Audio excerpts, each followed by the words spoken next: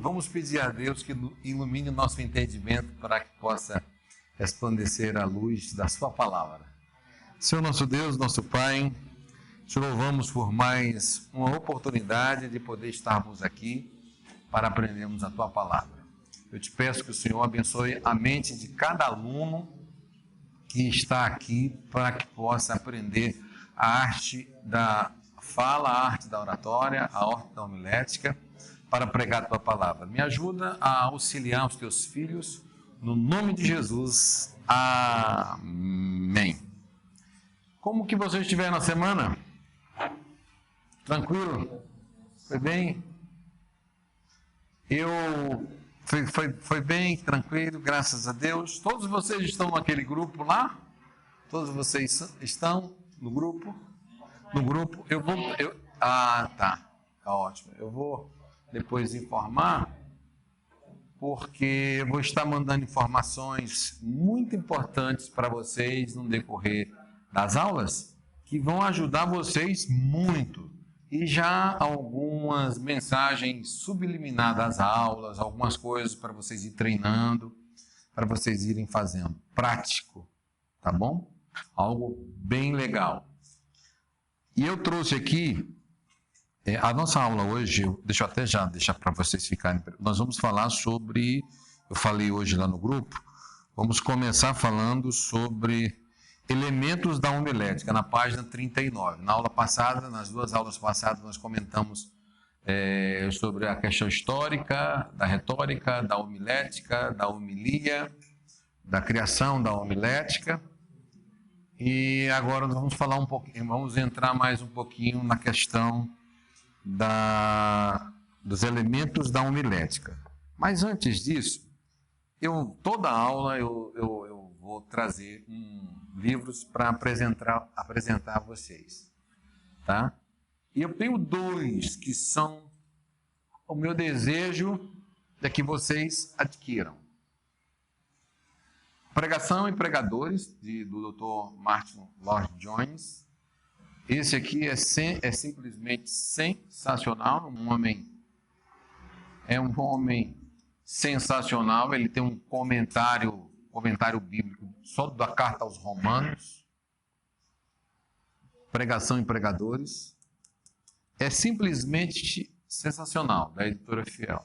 Para quem quer pregar, para quem deseja pregar, para quem deseja subir em um púlpito, para quem quer ter a ousadia de subir em um púlpito e falar alguma coisa, usar o nome de Deus em cima de um púlpito para outras pessoas, eu recomendo você ler esse livro. Vai ajudar você muito a entender. Pregação e Pregadores, Dr. Martin Lloyd-Jones, tá? Eu vou deixar aqui para depois vocês tirarem foto quando quiserem. É um livro, olha, a maioria das coisas que tem aqui, eu tenho que gravar, marcar, gravar, para ficar no meu cérebro. Depois que eu li esse livro, que eu entendi, eu já sabia que eu não era nada, né? Aí depois que eu entendi que eu não era mais nada ainda. Quando a gente no Brasil acha que a gente sabe, né? Na realidade, nós não sabemos de absolutamente nada quando você olha para o passado para ver a história dos grandes pregadores. Eu li sobre isso aí, tem um nome assim, quanto mais eu sei que eu não sei. Então ele falava sobre isso. Exatamente. Então é quando você realmente descobre essa essência, né? Porque o conhecimento ele é muito profundo, ele tem um nível, né? O Dr. Martin Lloyd-Jones, se vocês depois pesquisarem sobre a vida dele, você vai ver o tanto de série de livros que já tem traduzido para o Brasil dele. Sensacional. Eu recomendo. Depois vocês dão uns beijinhos aqui, ó. Quando vem aqui, dá uma olhadinha, só uns beijinhos na flor, para vocês verem que é sensacional. Não tem uma página que você não diz assim, não, vou parar. Eu pensei que falar de Jesus é uma grande responsabilidade. É de Jesus, não é da Coca-Cola, não é da Pepsi, não é não é de uma empresa, não é de a marca de um produto, não. Não é de um item tal, não é da Elma, não é da Não é não, é de Jesus, Criador dos céus e da terra, que nos salvou, nos deu a missão, nos vocacionou para tal.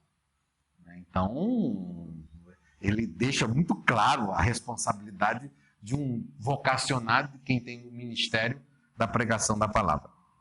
E esse aqui é secular, como eu trabalho muito secular, com palestra, com formação, esse aqui é ser mais com palestrantes campeões. Dicas práticas de quem chegou ao sucesso através da influência da fala. Ou seja, muita gente aqui chegou ao sucesso sabendo apresentar uma boa proposta, sabendo se pronunciar com seu superior, sabendo se apresentar na reunião de uma segunda-feira, na reunião de negócios, na reunião de resultado, na reunião da diretoria, na reunião dos superiores, sabendo controlar o medo, sabendo controlar a ansiedade. Como que essas pessoas? Só dica de campeão, tá aqui. O livro, gente. Então, eles dão cada dica aqui, só coisa legal de quem está no dia a dia e totalmente atingível. O que é isso? Não é nada que você não faça todo dia. Aqui todo mundo trabalha, todo mundo tem um superior e todo mundo, de alguma forma, participa de algum tipo de reunião e talvez uns sim, outros não, mas tem alguns aqui que têm oportunidade de expor a sua ideia. E pessoas são promovidas quando põe a sua ideia, sabe se posicionar, tem segurança do que fala, naquilo que você é profissional, naquilo que você estudou, e automaticamente quem é superior está vendo assim, opa, ali tem direcionamento, ali tem liderança, ali sabe falar. Agora, é difícil ter um gago na liderança de alguma coisa, para pedir alguma coisa. Falar em gago, por exemplo, é tão sério essa questão, na aula eu falei na aula passada, mas é tão séria essa questão, eu não fui com a minha esposa, eu não vou, por questão de ética, eu não vou falar o nome, eu fui numa empresa esses dias fazer uma compra, eu tive uma dúvida, fui tirar dúvida com uma pessoa, colocaram não uma pessoa gaga, uma pessoa que não ouvia direito e que não falava direito. E eu perguntei, aonde tem caixa eletrônico?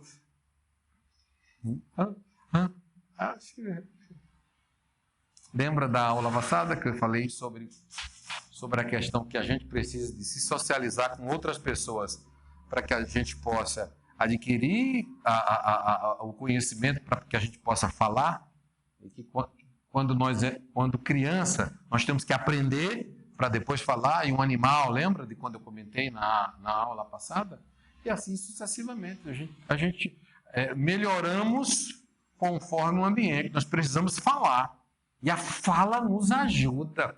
A fala nos leva para caminhos tremendos. Quem não fala... Olha, pode falar. Professor, depois que o senhor deu a última aula para nós, eu assisti o Globo Repórter e estava passando a matéria sobre as pessoas que têm medo de falar. Achei bem interessante a matéria do Globo, que tratou justamente das pessoas que têm pânico. Tem vários casos lá, tem um nome... Glofofobia. Não sei o que social, ansiedade social. Ansiedade social, fobia social. Ansiedade social. Falei, nossa, que chique, né? Ansiedade social é um nome chique para falar que a pessoa está com medo. Porque gera. E quando você trabalha isso, pessoas deixam de ser promovidas na empresa por medo de falar, e pessoas na igreja, por medo de falar, de se pronunciar, deixam de fazer a obra de Deus, de ganhar almas, e de fazer uma série de coisas, porque tem medo de falar. Então, por isso que a homilética, ela, que é a arte de falar, ela nos ajuda muito. Por isso que, por exemplo, a filosofia, ela auxilia na questão de procurar nobres objetivos. Então, a filosofia trata isso. A ética já é diferente. Ela demonstra qual a conduta moral a ser adotada pelo orador. A sociologia, ela ajuda a compreender a questão das diferentes comunidades, que procuram o quê? Uma linguagem adequada às suas necessidades. Cada uma tem o seu estudo. A psicologia, da mesma forma, tanto a psicologia das personalidades e a psicologia geral, e a psicologia geral, ela constitui armas poderosas nas mãos de quem comunica, nas mãos de quem fala.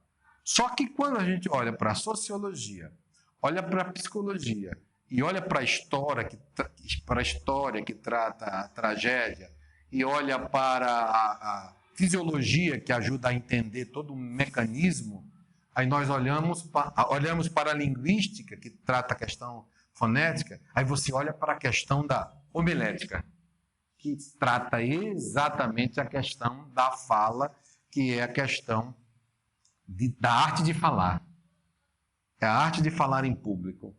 E o maior problema da arte de falar em público, tanto na oratória quanto na homilética, de pessoas que estão aqui dentro, e de pessoas do mundo inteiro, é que um dos maiores medos do mundo é o medo de falar em público.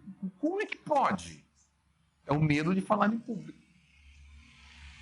Então, qual é outro problema sério que algumas pessoas têm? É o problema de quando fala, outras pessoas vão te dar um feedback daquilo que você falou, aí você fica mais chateado ainda, porque você falou e alguém falou, olha, você falou muito né, ok, né, aleluia, glória a Deus, amém. Aí alguém vai te dar um feedback e você fica mais decepcionado ainda. Eu conheço pessoas que falaram a primeira vez, aí o marido criticou.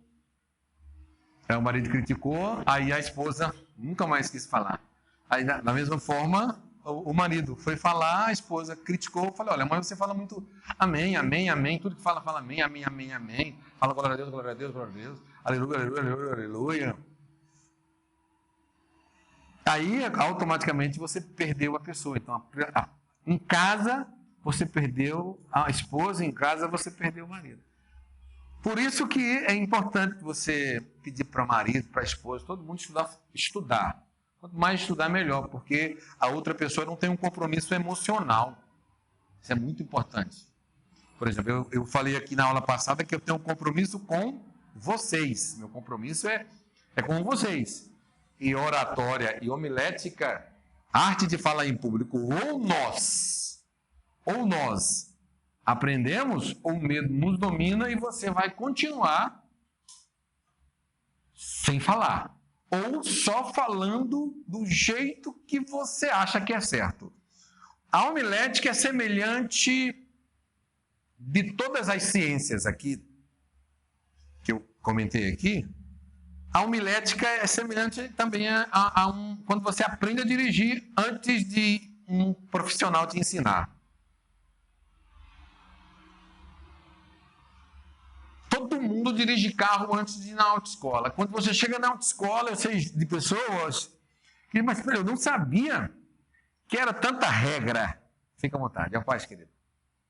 Que era tanta regra.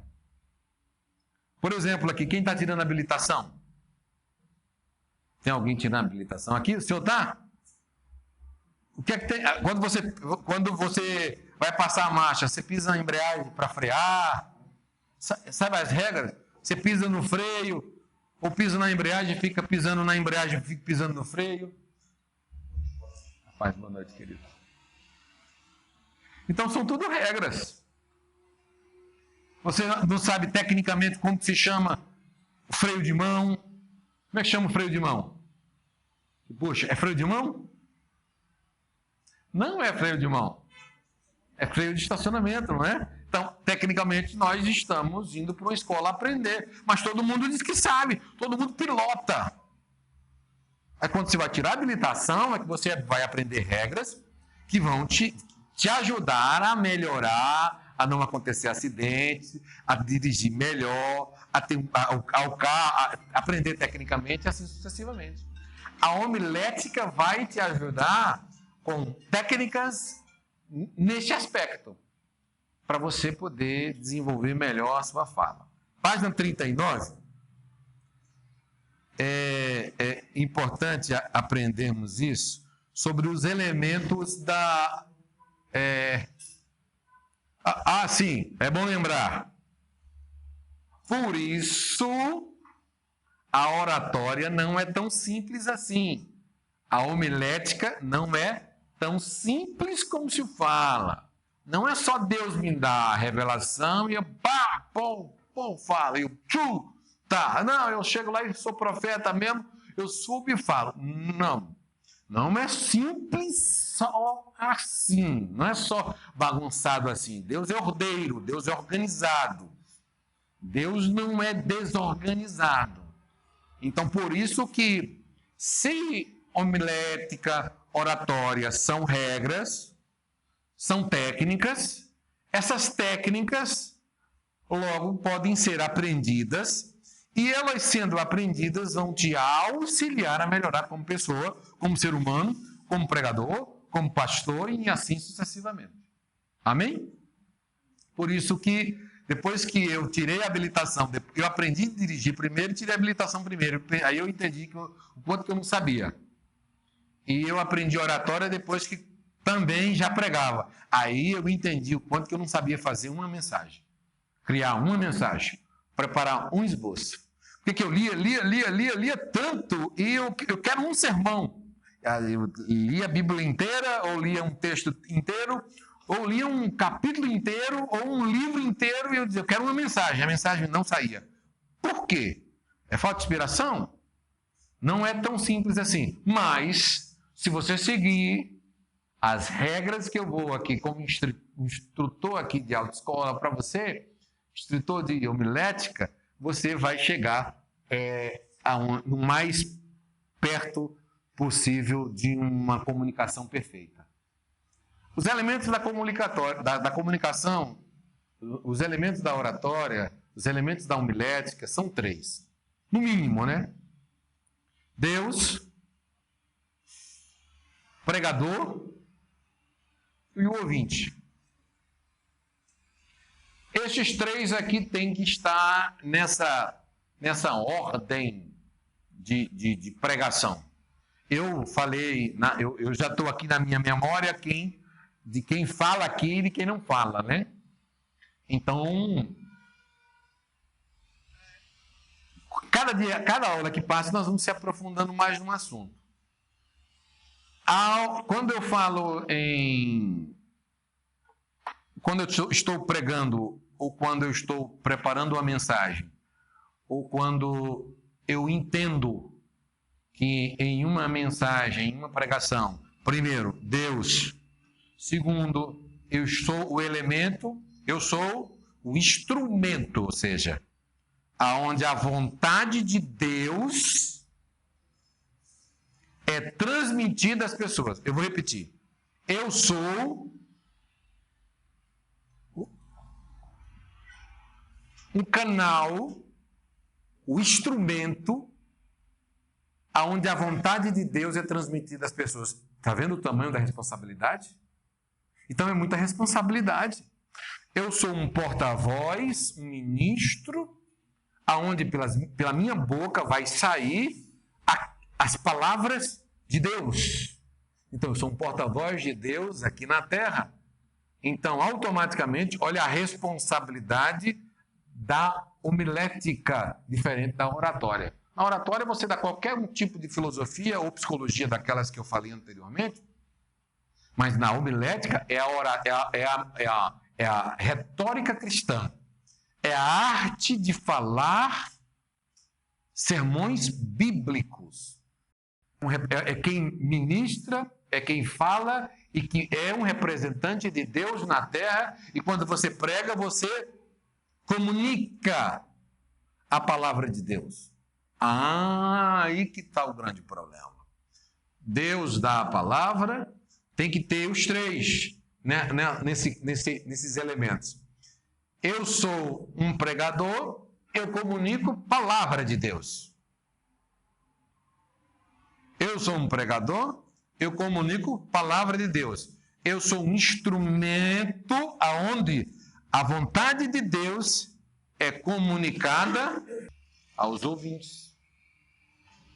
Por isso, da grande responsabilidade de estudar, de se preparar, de saber o que está falando. Vocês lembram o que está escrito em Tiago, capítulo 3?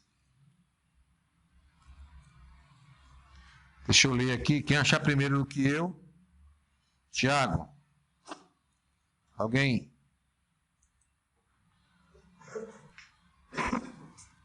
Alguém, por favor? Só. Isso, espera ainda. Pode, isso. Meus irmãos, muitos de vós não sejam mestres, sabendo que receberemos mais duro juízo. A exortação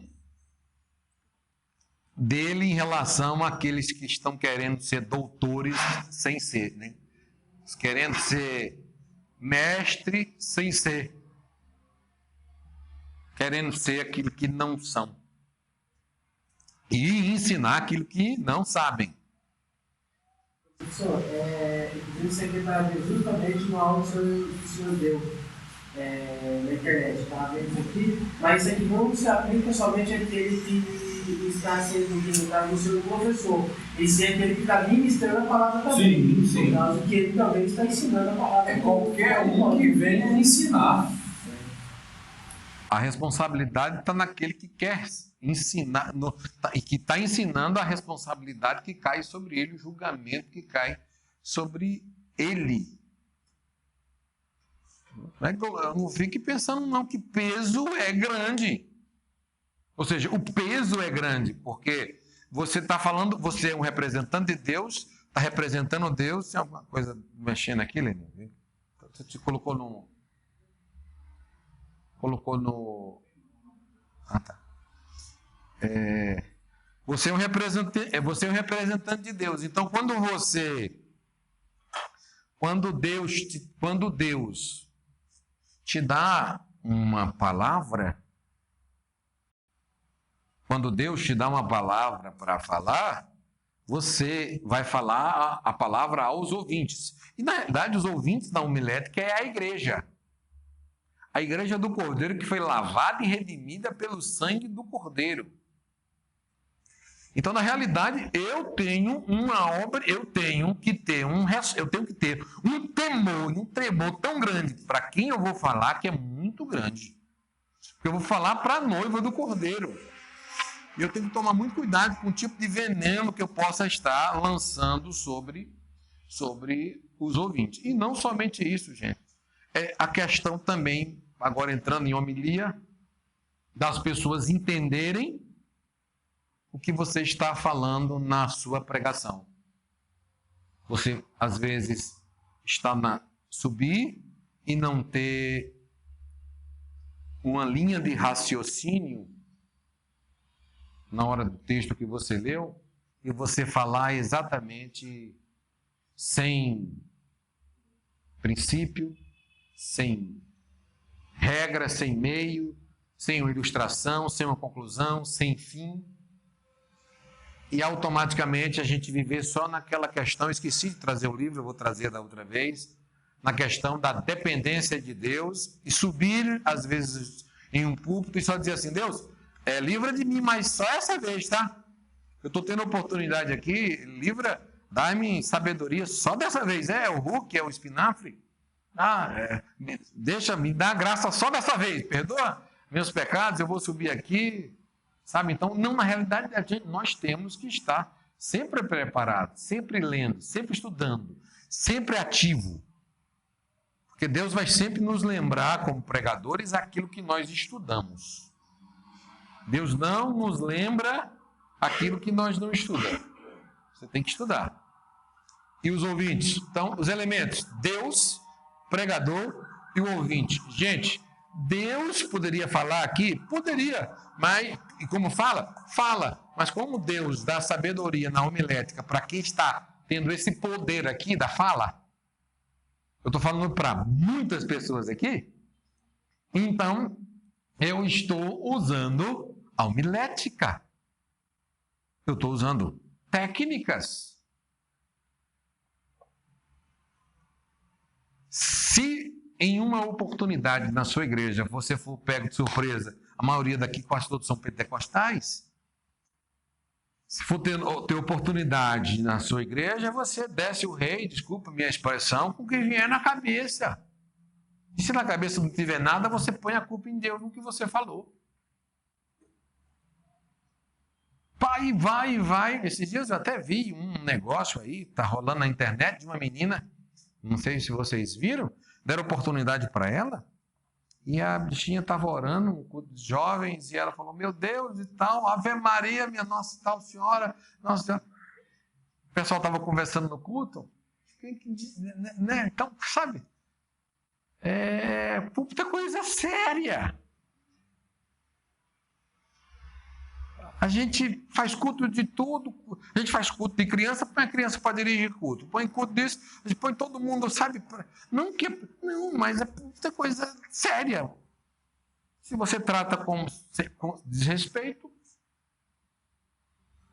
Então, eu por isso que eu falo essa aula aí, o reverendo faz questão que eu venha dar essa aula aqui, exatamente porque para mim é coisa de respeito, você tem que estar preparado. Mas como não? Você tem que viver preparado.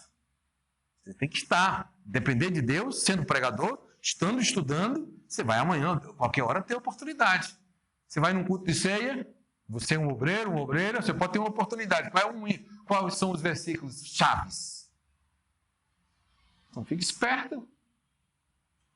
Você é um pastor, você vai num culto de uma reunião de obreiro, quais são os versículos chaves? Então já fica ali com tudo já pronto, pré-pronto, aguardando em Deus, sabendo que você pode ter oportunidade, mas sempre preparado. Aí Deus te usa mais. Isso é muito, muito importante. Os elementos da comunicação: o emissor, mensagem, receptor. E aqui tem ainda uma questão chamada, que a gente chama de ruído no meio. Quando tem um ruído na comunicação, aí, né? O emissor é aquele que transmite a mensagem. A mensagem é aquilo que o emissor transmite. O receptor é o ouvinte, é o auditório.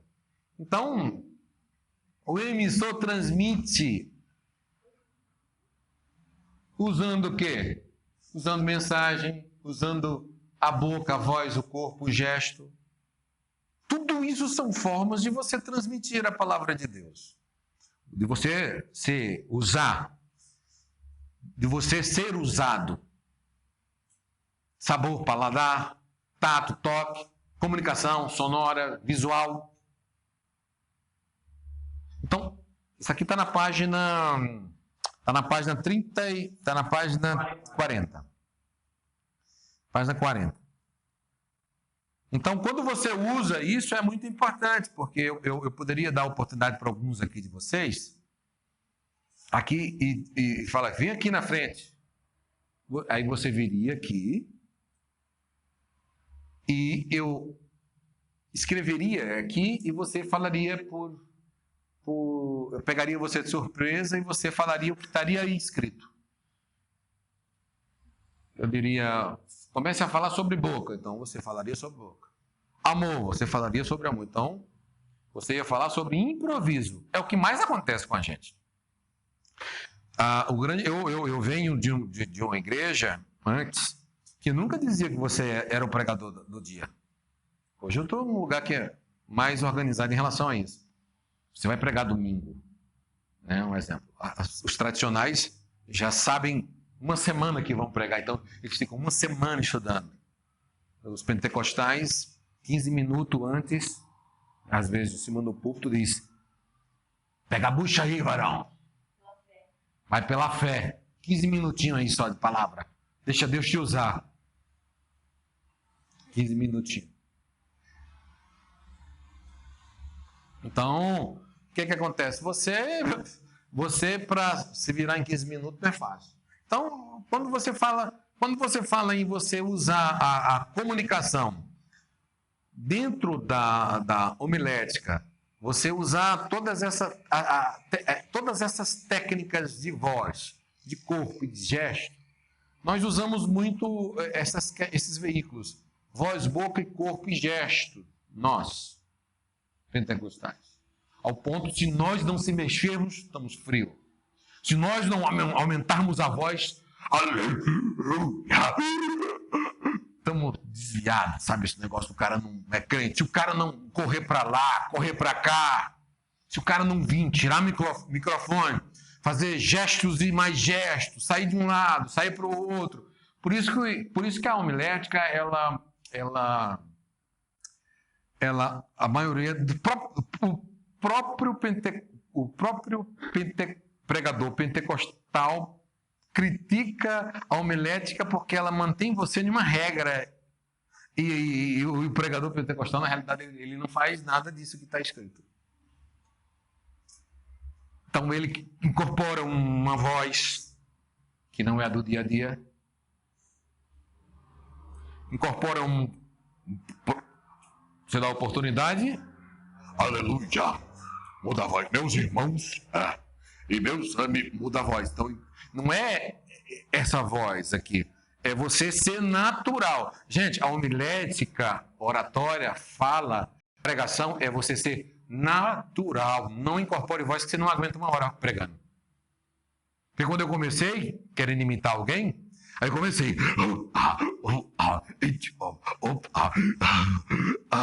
Aí dava 15 minutos.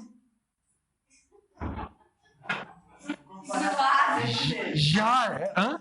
Comparado a casete. É isso. Não. Eu, na época, quando eu comecei, eu achava que eu tinha que cuspir fogo. Na época de 90, né? A gente que achava que os pregadores, quando você cuspia, saía fogo assim. E quem pegasse, saía pegando fogo e tudo.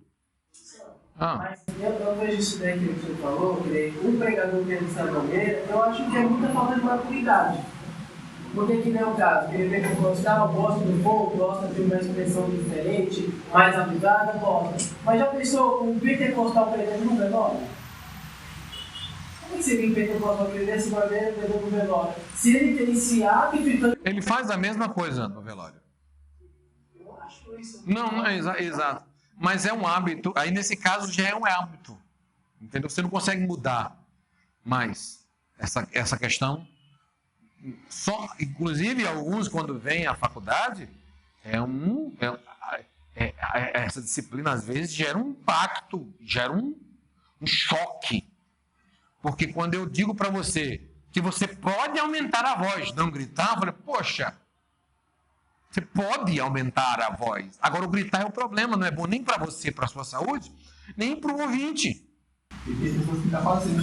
Abafa aqui o microfone e toca. É porque entra a questão de você saber usar os microfones, que a grande maioria tem dificuldade, você tem que usar, pelo menos realmente com um palmo de distância, isso aqui, e não pegar nele, não abafa. Então isso é muito sério. Então nós vivemos em uma geração difícil de cultura, de pregadores com cultura bíblica.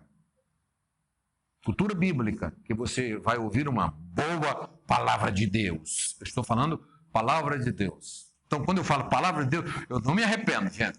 Porque palavra de Deus, Bíblia, a Bíblia explicando a própria Bíblia.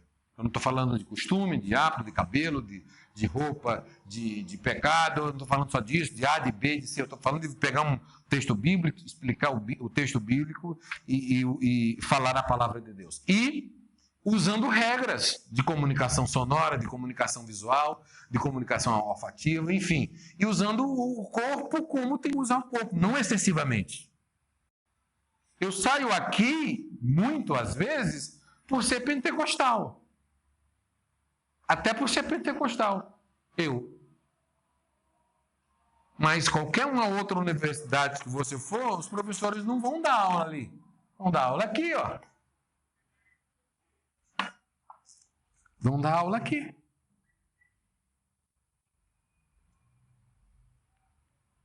E eu vou usar aqui, vou falar aqui, você automaticamente.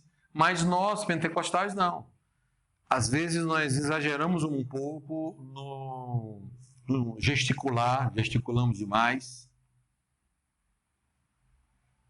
Vamos contar uma parábola ou um testemunho e vira um pandemônio, alguns testemunhos contados, que dá horror de ouvir os ouvintes. Então, quando eu falo de homilética, eu falo de vocês como emissor da palavra, você usar a voz na tonalidade certa. Você saber usar a voz. Você usar todos a comunicação ao seu favor. Eu posso usar o corpo? Posso. Eu posso pular? Posso. Posso correr? Posso. Mas eu posso se eu quiser correr, se eu quiser aumentar. Eu tenho que ter essa noção. Eu posso, eu consigo me controlar. Eu posso aumentar minha voz. Eu posso diminuir minha voz. Eu posso diminuir, não. Eu estou falando aumentando e diminuindo. Isso que o senhor está falando é usar uma expressão. É usar uma expressão. Porque automaticamente eu posso usar a minha linguagem, uma linguagem de gesto corporal, falando de algo triste, e também meu corpo está triste, né? Eu posso falar alegria e está bem. Alegre, aleluia, alegrai-vos, porque hoje, na cidade de Davi, nasceu o rei. Então você usa o seu corpo, o céu é para cima e o inferno é para baixo. Você pode até fazer uma cara de feio, porque o diabo tem que ser feio mesmo. Um exemplo, entendeu? Então aí você usar esta é super importante. Agora, eu dar glória a Deus com você, às vezes contando algo, uma desgraça, eu, desviei, aleluia, graças a Deus. Não, meu irmão. Tá fora. Por isso que diz que a gente esfria. Não é que é esfria, gente. É que não dá para fazer. A ignorância tem que passar. A ignorância tem que passar. Pode falar, perdão. Professor, qual que é a diferença de falar, no caso, em pé e sentado? Como o senhor... Nenhuma. Não existe diferença. Nenhuma. A única coisa é vou voltar aqui. São os ouvintes. Aqui é uma classe heterogênica de pessoas mais novas e mais velhas. Então aqui tem pessoas com um nível de assimilação mais rápida, outras medianas e outras mais rápidas. Então o assunto homilético é um assunto, nesse caso aqui específico, é um assunto que eu, como professor, preciso dar uma ênfase em alguns de vocês, olhar para vocês e dar uma ênfase. Mas dependendo da aula, como algumas, até hoje, eu vou sentar em alguns momentos aqui. Porque o interessado maior é vocês. E o conteúdo vai ser transmitido da mesma forma. O conteúdo vai ser da mesma forma. Não existe diferença. Para mim, é mais o ponto de vista de prender a atenção de quem trabalhou 7h20, de quem está mais cansado. Você prende mais atenção. E eu, como um bom pentecostal, eu também prefiro estar aqui porque o dom estava aqui. Esse uso aqui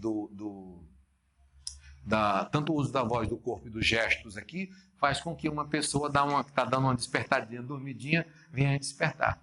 Porque dependendo da pessoa que estiver falando aqui, e não tem, agora eu vou falar uma coisa muito importante, dependendo de quem está falando, e não se preocupa com quem está do outro lado, que, por exemplo, os ouvintes, eu consigo aqui em pé ver todos vocês. Então eu consigo entender a assimilação de cada um e no olhar quem é quem e como é que está a cabeça. Entendeu? E eu sentado aqui também, eu já não tenho tanta certeza disso. Eu deixo mais para você. Pode falar. Professor, é interessante entender aqui, porque eu gosto muito de estudar os pregadores antigos, né? Charles Finney, Moody. Esses são príncipes, né? Jonathan Edwards. Só príncipe. Sim, tranquilamente. Eles falavam Tranquilamente. William J. Seymour e o Espírito Santo Mas por isso que é importante estudar. Aí eu vou falar agora só para você, não quero que ninguém me escute aqui. Quero que ninguém, vou falar só para você. Por isso da importância de estudar mais e se emocionar menos. Por isso da importância de estudar mais e se emocionar menos. Esse é o nosso problema. Forçar algo que... Às vezes queremos forçar algo, sendo que Deus não... Até numa oração, às vezes eu estou orando, nós vamos orar para uma pessoa, falou, Deus, abençoa Jesus. E Jesus já não vai abençoar, porque ele já determinou um negócio para ela, que eu estou querendo e já não está abençoado. Sabe, às vezes a gente vai fazer uma oração, repreende, abençoa, faz alguma coisa, aquela coisa. E na realidade, ela já tá, a pessoa já está trilhando algo que a pessoa já está pagando aquilo, ou Deus já determinou algo para a pessoa, e você vai estar orando, e na realidade a tua oração não é para você pedir para Deus fazer algo que Deus não vai fazer, porque Deus já está colocando ela naquele caminho, e a oração certa é, faz a tua vontade, Senhor. A minha não, estou entrando aqui no meio da oração, pedindo para o Senhor fazer, sendo que o Senhor está colocando ele para comer bolota. Esse senso da oração é perfeito para falar o que a gente está discutindo aqui, porque às vezes parece que se você falar com mais força, com mais autoridade, gritando, falando, né, com mais fervoroso, parece que vai ter efeito. Se você fizer uma oração simples, parece que essa oração as pessoas vão entender como uma oração fraca. A eloquência do... nós incorporamos isso como unção. Aleluia! Oh Deus! Aí está a unção, ou seja, a gente está cheio de Deus e tal. Nós incorporamos isso, então para tirar dessa cultura é quase que impossível. Aí você pega um pregador que vai dizer assim, Senhor, abençoa, em nome de Jesus. Amém. Falei, pastor, faz uma outra oração por mim aqui, eu vou procurar um outro aí, é que ela não funciona ou não.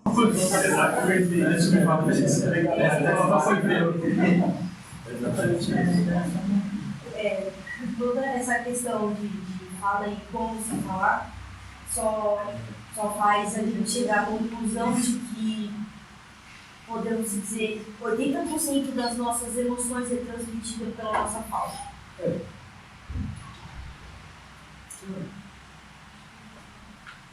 Professor, às vezes a expressão facial falta. Tudo.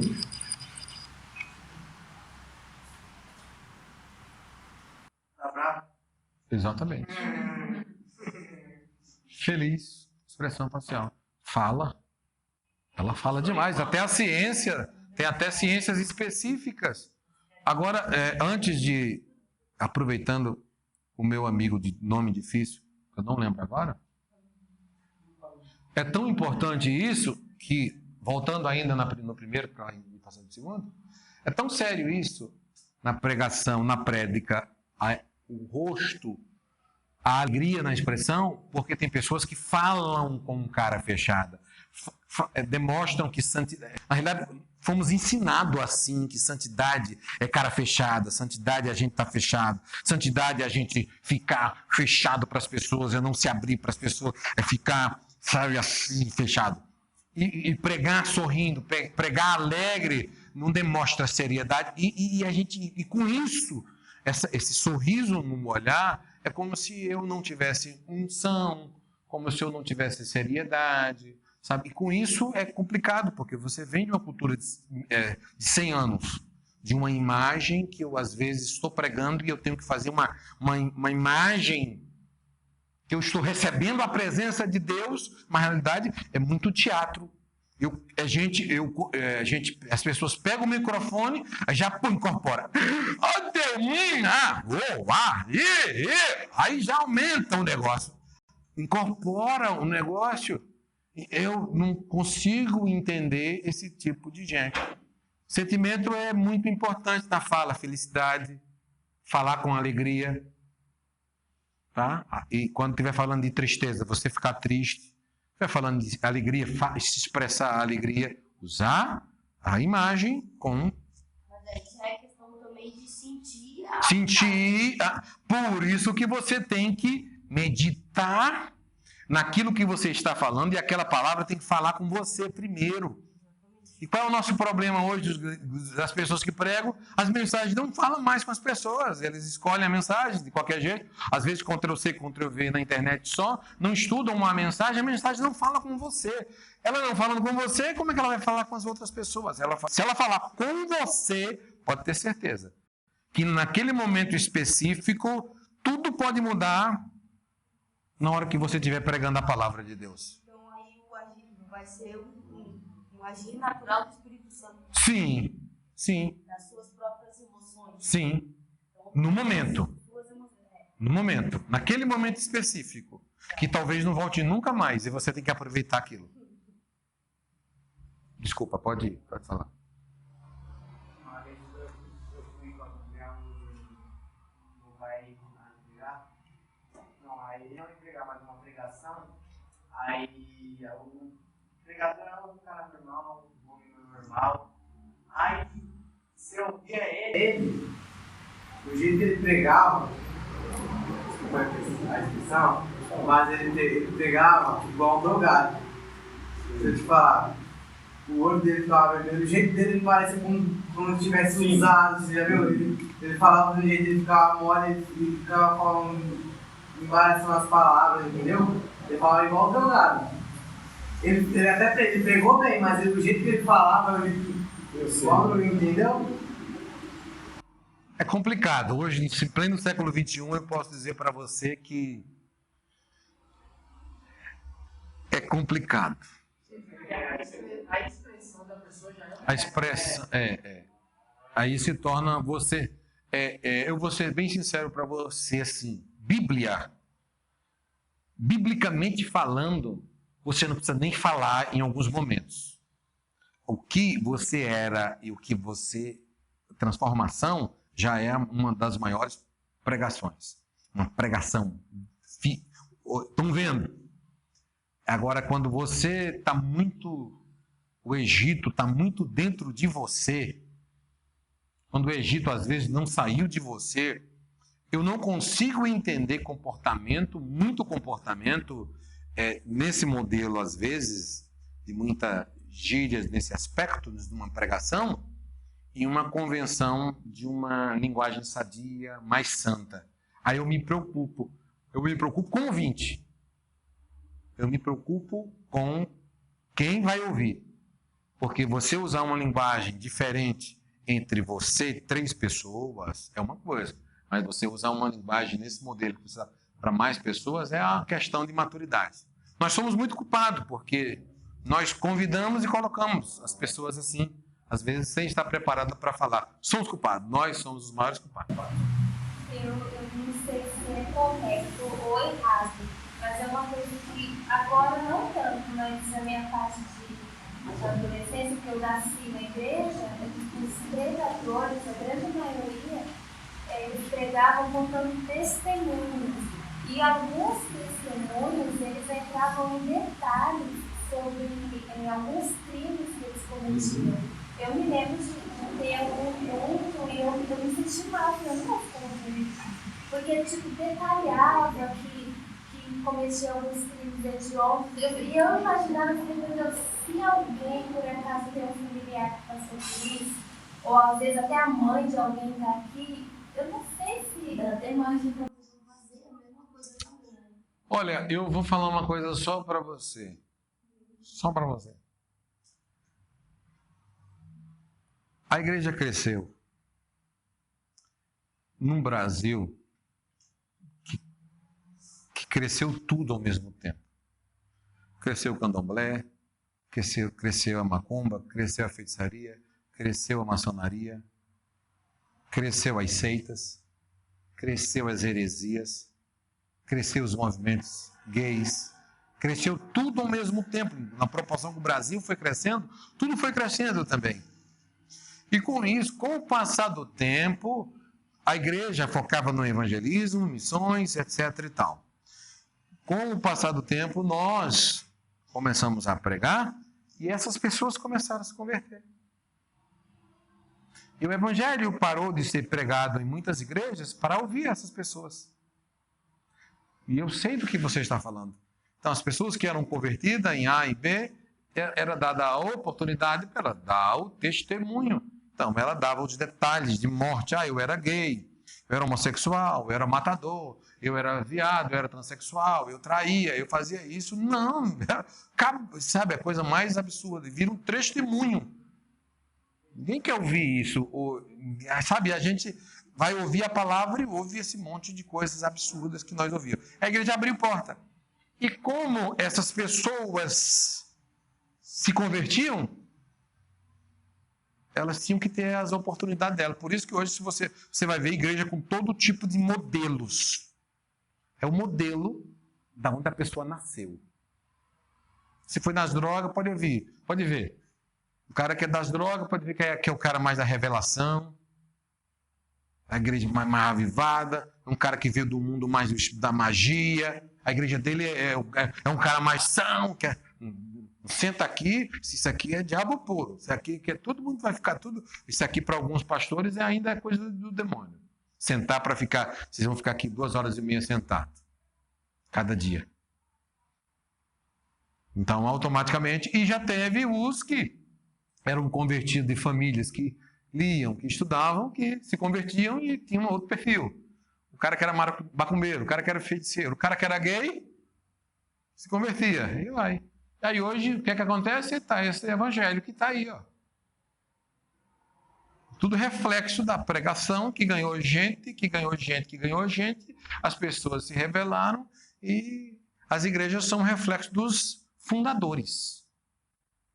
Reflexo dos fundadores. Por isso que a gente, Daniel Berg, se você foi da Assembleia de Deus, talvez no seu caso, Assembleia de Deus, que a gente que fundou, dava mais oferta, pregava muito, 1950, 1900, pregava muito, muita cruzada, muito evangelismo, pregava, foco era evangelizar e tinha um culto específico para dar testemunho. Só que com o passar do tempo, antigamente era tudo fechado, portas fechadas, e depois abriu as portas para todo mundo entrar, né? Então aí... Tinha alguns jovens que eu falo, eu estou na na minha época de pergunta achava lindo. Não estou dizendo que hoje não tem, mas era objetivo, era lindo isso. E alguns falavam assim, a gente que nasceu na igreja, a gente não tem, porque não se pregava muita palavra, era mais os testemunhos. E quem nascia na igreja ficava frustrado, porque a gente não tem o que pregar, porque a gente não tem uma vida assim, horrível, uma transformação. Tinha um objetivo, né? Você podia pregar a palavra de Jesus, Quantos aqui é que nem ela, assim, que nasceram na igreja e tinha esse propósito? Eu não nasci, mas desde quando eu me converti, meu maior objetivo, eu nasci em uma igreja, me converti em uma igreja onde tinha muitos pregadores, muitas pessoas que estudavam. Então, o meu maior objetivo era ser como eles, era o meu propósito de vida. Nem que fosse a última coisa, as minhas orações eram, meu Deus, é isso que eu quero, sabe? Partir do coração é isso. Encontrei tesouro da minha vida, né? Então, era esse propósito que tinha. Então, isso é muito bonito. Mas você tinha referencial, você olhava e via, né? Você tinha esse estilo. Pregadores poucos pregavam a Bíblia. Era mais essas coisas. E aqueles que tinham mais ênfase eram as coisas mais horríveis. Assim. Não que é horrível uma pessoa, Jesus me libertou do vício. Mas eu estou falando nessa sala de aula. Ele está em detalhes, né? Peguei a faca e furei assim, e o sangue saiu assim. Era horrível. Isso não é evangelho, né? Isso não é pregação. Isso não é bíblico. Não é o foco. Exato. Exatamente. Não nesse aspecto. Por isso que quando a igreja perde o controle. Entendeu? Hoje as pessoas sobem e falam qualquer coisa.